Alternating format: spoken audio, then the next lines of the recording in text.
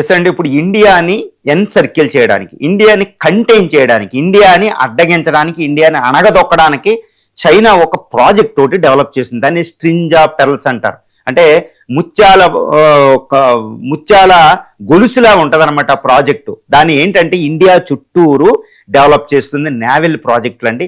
అది ఇప్పుడు మనకి మయన్మార్లోని క్విట్టే పోర్టు నుండి, క్యోక్యో పోర్టు నుండి, కోకో ఐలాండ్ నుండి, తర్వాత బంగ్లాదేశ్లో చిట్టగాంగ్ పోర్టు, తర్వాత శ్రీలంకలో హంబన్టాటా పోర్టు, పాకిస్తాన్లో గ్వడార్ పోర్టు, తర్వాత మాల్దీవ్స్లో ఒక ప్రాజెక్టు, ఆఫ్రికాలో జిబౌటి, తర్వాత మొంబాసా, మొజాంబిక్.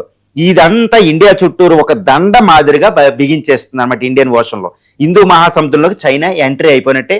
ఇంకా యుద్ధం అంటూ వస్తే ఇండియాని ఆపడానికి ఇదే స్ట్రింజ్ ఆఫ్ పెరల్స్ ప్రాజెక్ట్ అంటారు. ఇక్కడ ఏంటంటే nuclear air craft, China air craft క్యారియర్లు వస్తాయి.